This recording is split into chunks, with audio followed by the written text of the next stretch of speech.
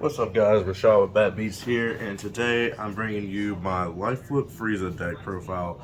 I'm not sure why I enjoy playing this deck so much, but I always keep this around, and I decided to rebuild it because it got some anniversary box cards. There are some cards that I would add if I had them, so we'll go over that in a little bit later. But if you don't know what this leader does, he has a permanent where when he takes damage, you flip the life over instead of adding it to your hand. And once all your life is flipped face up, and that's how you lose the game. You can add any of the face up cards from your life to your hand, and then his life can only be flipped face up by the skills of mono yellow cards. And then he's got this auto when he comes into play. You put the field card into play from your deck, like a lot of other decks have the same skill. And then your awaken is literally you just put the field card in the drop and flip him over, like it doesn't do anything. And then on the back, he's got the same two permanents, and then he gets an activate battle once per turn. You put one of your life in the drop, he gets 5k double strike, and you draw a card. So that's actually like pretty nice, and I like the backside of this leader. It's like still really vanilla and plain, but you want to place your cards in the drop from your life, so it's like a good thing in a sense. And so that's the leader, and then we'll get on with the cutting edge. So cutting edge recovery device. It's a field, barrier, 10 cost, but you know it comes out for free with your leader.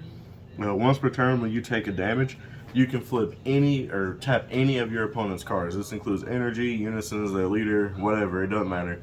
Once per turn you take a damage, you tap one of their cards. Activate main once per turn. You choose one of your Frieza's army dudes on the board, and then a life. The life doesn't have to be face up. You put both of them in the drop, you draw two, and then you can place a Frieza's army card in your life. And then the activate main / battle down there is if you have three life face up, you put this in the drop, you flip the leader, and then you place the top card of your deck in your life face up. So not exactly a rejuvenate because it gives you a damage that's already been hit, but it can be a card that you needed sometimes, like that you want to play out. So preferably I would go with this awaken, but if not, then the normal one's basically the same thing. And then we'll get on with our one drops. So we have 3 Ginyu, one last body change. So what he does when he's played, if your leader card is Frieza, you kill one of your life and draw 2. And then his auto, when one of your opponent's cards is switch the rest mode by one of your skills, he gains blocker for the turn. So he's like the second best one drop that you're going to want to play. This other one is not as good. It's when he's played, draw a card, then activate main. You warp him from the drop, put one of your life in the drop, put one of your Frieza's army or unisons from your hand into your life, and then draw a card. So this one just sets your life up. So he'll replace himself when you draw, then he replaces the life that you put in there when you do his activate main while he's in the drop. So like all these cards replace themselves, so that's good. So you kind of want to try to capitalize on this early to build your hand size up, because like everything you play after that really replaces itself. And then I only play 2 of the sorbet because you don't really. So I haven't been struggling to find a card to pop with the field, so I didn't feel like I needed a bunch of sorbets. But when you play him, you look at top 5, you get a Frieza's army card 3 or below, or you get the unison specified cost 2 added to your hand. And then his skill when he's in the drop, you can pay a yellow to play him out of the drop with the skills negated, but this field card has to be out. So I only play 2 of that because I don't think that one's that great or anything. There's nothing special about him for real. And then the new one that just came out in the anniversary box, which is the reason I decided to rebuild this deck. So what this does is when it's played, draw a card, it just replaces itself, you know, like all the other one drops. But and then it has this activate main, this limit 1. You switch it to rest mode, you put a card from your hand to your life face up, you know, Frieza's army card or a unison card, and then you draw. At the end of the turn, you put one of your life in the drop. So now, turn 1, you play this, you draw, you activate a skill, you put the unison from your hand into your life, draw another card, and at the end of the turn it plays your unison out, and then you have, or if you don't want to wait till the end of the turn, it just doesn't have to kill a face up life at the end of the turn. You can just lose 1 life if you know you're not too worried about the matchup because it's not that aggressive. So sometimes what you can do is you do the skill, you draw, you tap them, put the unison in there, draw, you activate cutting edge, and then you kill him and go ahead and knock the unison out so that you can go ahead and play the unison instead of waiting until the end of the turn. And then you draw 2 cards. And then if you have another card in your life that you want to set up, then you get to set up an additional card in your life for the next turn. And you get to go ahead and +1 your unison, so it's at 2 markers.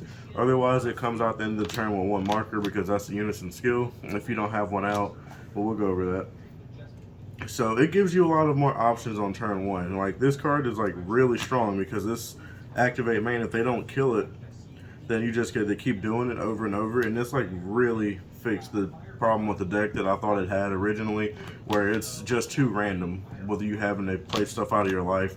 The cards are too expensive if you don't play them out of your life. So you need to do that. And this made it so much easier to do that. So I thought that was like really good and made me want to play this deck again. So the cards that we're going to be wanting to play out of our life is 4 copies of Frieza, trained at last. He's got double strike, auto, follow your energies, mono yellow, and your leaders of Frieza. You pay a yellow when he's put from the life into the drop, and you play him. And then his auto is you can crit a life, a face-up life. And the card being played with the energy cost 4 below is played with the skills negated for the turn, and then you draw a card and negate the skill. So it's like a mini Cold Bloodlust. Makes a card come in with the skills negated and replaces itself, and it drops a life off, so it can help you set some other stuff up. And it's double strike, 19k for 1 energy. Then we just play 3 of the Frieza, the Onslaught Begins. This one's a blocker, has the same auto, 1 yellow energy, except when he's played, you get to KO one of your opponent's battle cards 4 below. So you can play this in battle if your opponent's swinging with something 4 below and they're comboing really big on it and you want to save some cards. If you are on your leader's backside and you just activate battle and have energy up, you get 5k, you draw, you play energy to play him out and pop the card in battle. So he's not bad, and honestly, yeah, he's a blocker, so he's pretty useful. And then finally we get to the unison. So it has Rejuvenate, remove 4 markers off of it, put a card from under in the drop, put the top card of your deck in your life face down. So that actually does give you another life. And then his auto, if you don't have a unison and you crit a life, or crit him out of your life, this one costs no energy. You just play him with 1 marker on him. And then his +1 is you put a card from your life that's face up under him, put a card from your hand that's mono yellow into your life face up, and then you draw a card. So it like helps you cycle through the stuff, because obviously your life isn't going to be all Frieza cards and unisons that you want to play out. You're going to have a bunch of other stuff in there that you don't want in there, and unfortunately I don't think there's a way to get those cards back in this deck. So anything that goes in your life, you're pretty much just going to use it as fodder for your unison, or just fodder for stuff that you want to use skills on, like this Frieza. You obviously don't have to kill a Frieza card to play something, but it does have to be a face-up life. So you have to utilize other ways to use that life because you can't get them to your hand. So they're just kind of stuck there. Then we play 4 copies of this guy because he's like actually a Rejuvenate in this deck. He's got blocker and double strike and deflect. So he's got a permanent. He can't be removed from your skills by an opponent's. He can't be removed from your board by an opponent's skills. Sorry. His auto, when he's played, you flip on your face-up life face down, which obviously gives you another life in this deck. And then you kill all your opponent's battle cards in rest mode, and then at the end of the turn, switch into active mode. He's got an auto. Once per turn, your opponent activates a counter. You choose 2 of their cards, and they don't get to untap. If those cards are in active mode, you switch those cards to rest mode, and they don't get to untap. But otherwise, you can just choose 2 cards that are already tapped, and they won't come up. So you play 4 of him because like this deck, you're gonna go to turn 5 and beyond. So you just want to, like, every turn after 5, you just want to start flipping your life back down. This guy's a blocker that untaps at the end of the turn, so you'll be able to survive more. You'll be flipping your life back down so you can take more hits. So it's like you get a bunch of extra life in this deck when you're playing it. And then I play 3 Chappelle, 3 Yunnan Assembles, or 4 Yunnan Assembles, 3 Chappelles, and 3 Draw Apes. So the cards replace themselves, but they don't generate any value.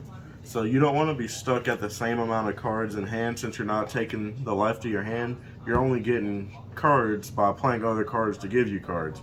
So I played this split because you can pretty easily tap your opponent out in this deck, especially like if you went first, you do your thing, and then they swing. They're either gonna tap their energy to play something first, or they're gonna go ahead and swing, and then you'll tap whatever they played with the field, and or if they just don't swing at all, that's more the merrier. But 9 times out of 10, you're gonna tap something with this. They're gonna be tapped out. So on turn two, you've already set your unison up off your one drop play. You just go ahead and U9 assemble out the Chapil. Now the second turn, if they want to swing, they have to tap one for Chapil, and then if they hit you, they're gonna have to tap another card for the cutting edge. So it just kind of locks your opponent out early to play this. So that's why I played this, and then we played the draw apes because you just need to draw in this deck.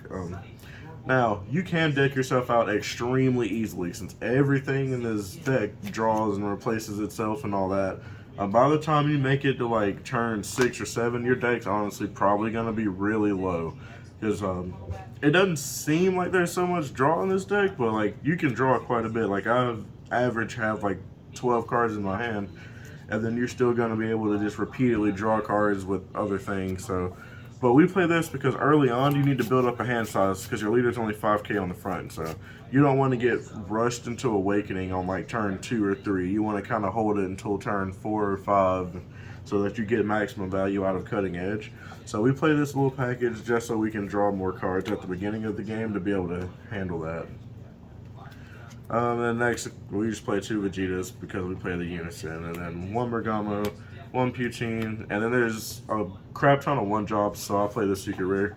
I was going to play Cell because it's honestly really easy to get to 12 in this deck, but you can't control getting it. So if it goes to your life, then it's just stuck there. So I decided to just play like a Secret Rare that wasn't so valuable, one that was just kind of like a generic one. You can play this guy for 1 fairly easy in this deck, and then he can block a bunch of times, which kind of helps the theme. You want to like outground your opponent anyway, so instead of the Cell, we went with this dude. So that's that. Super combo I play is 4 of the Krillin. You can play the Rejuvenate Super combo if you like, because now it's live on turn 1, or you can play Sparking Super combos because you do kill 2 cards a turn off of this, so they get the Sparking really fast. And if you're not too familiar with this deck, it might be kind of hard for you to get down to 4 life, because as you know, the life just stays there until you start killing it. So you have to be like really, like used to the deck, to like be comfortable going down to 4, whatever. So really, you'll just hold these until like an important situation, and then you'll start killing your life down to 4 so you can make them live. I prefer this one because it lets you filter stuff more. Obviously, you bottom deck 1 and draw 2 in this deck. So I prefer to use this super combo, and that's the why. So, and then we play 2 Nimbus, 2 Frieza's Army, and a Cold Bloodlust. And Cold Bloodlust is obviously like one of the best cards ever. That's why it's still at 1. Counterplay. The card comes in with the skills negated. So it's just super good. 2 Nimbus because you do want to stop aggression. And then we have 2 Frieza's Army because it also helps the super combo go live. Once you awaken, you'll be able to just start killing your life down until you get down to 5. Then you'll use this to go from 5 to 4 and have your super combos live in the blocker. So that's also the other reason why we use the Krillin super combo. It's really easy to set this stuff up. You'll just kind of keep your life high-ish early on in the game, and then as it gets closer to the mid to late game is when you'll start like dropping your life off to do stuff more often, like pressuring with your leader every turn. Once you're awakened, you're probably going to be like doing this every turn to knock a life off and draw and give them double strike and plus 5k. So like there's easy ways to get it set up, so that's why we play that stuff. Nimbus, I don't think there's really anything super aggressive right now, but since your deck goes long, you're going to be playing against some decks that just build up a board state because there's really no removal. The 1 Frieza KOs 4 below, but that's about it for removal. So you need something to kind of squanch when people build a big board on you. Like even if you're playing against blue and they're just playing like a bunch of like little simple stuff, after a while, once they realize you can't clear any of the stuff they're playing, it just builds up, and then you have a board to deal with. So that's why Nimbus is in there, because you want to kind of stifle that. But Other than that, that's the list, guys. The cards I would add, um, I'm still iffy about Raiders Warcry in this deck because it's 2 energy. So I don't know. If you want to play Raiders Warcry, you definitely can. It's not a bad card. It's a pretty good card in this deck. It fits up with the theme of tapping something and replacing itself. So Raiders Warcry is not a bad card at all. Power of a Super Saiyan, if I had, would 100% be in this deck. You'll leave an energy up all the time because you're wanting to play your dudes out of your life on your opponent's turn. So you're always gonna have an energy left up to tap something and draw, and that's another negate. I would probably just replace the Nimbus with the Power of a Super Saiyan, honestly, because that also just helps with wide boards, and that also makes your 1-drop getting you a blocker. Because you activate that skill, tap something, draw, and something's tapped by a skill, he becomes a blocker. So you get to stop an attack, get a blocker, and draw. So I would honestly add that if you had them. I just don't have them right now, but when I get them, they're going to go on the deck, and they probably will replace the Nimbus. I don't think I would change anything else in this count. Maybe the U9 package, that's easily replaceable if you do want to change some things. So you can take out the Shapils for Raiders Warcries, and you can take out the United Symbols for Power of a Super Saiyan. That's a package that's easily removed. So that's just some other things if you want to swap some cards out. That's what I would recommend you start off with removing. Everything else I think should stay as it is right now. And then as the sets come out and we get some more generic yellow cards, maybe this deck will get a little bit better. As long as we're getting more like Frieza's Army cards that are yellow, it's kind of like indirect support. Also, Frieza's Call. If you want to play that, you can. It makes the turn 1 play just a little bit more consistent. Frieza's Call plays a Frieza's Army card with an energy cost of 2 or below and rest mode and then it gets its skill still. So you could use that to play out like one of these other guys. You wouldn't want to play this one off of that one since it comes in rest. You wouldn't be able to do his activate main. But it does guarantee that you have one of these guys to start off with, so you have something to sack with Cutting Edge. I'm just not a fan of adding a bunch of extra cards to decks, and there's already 5 in here. And that was just, well, I say 5, but there's 9 in here. So that's already a lot of extra cards, so I didn't play that. But you can, if you want to adjust some things, you definitely can. It makes it a little bit more consistent to get a turn 1 play. Otherwise, on turn 1, you will literally just be charging and passing. But I didn't feel like the deck needed it with the addition of the new Ginyu card. There's plenty of 1-drops. You should find one turn 1 now. But guys, that was the deck. And let me know what you think about it. If you guys are also playing this deck, I know it's not really played by anybody. You don't see this ever. So if there's anybody else out there playing it, I definitely will want to look at your list, and we can compare lists and stuff and talk about the deck. So if you are into this deck, please comment, let me know, and I will definitely check out your build. We can work on something together maybe. And that's it for the video today, guys. We'll see you in the next one.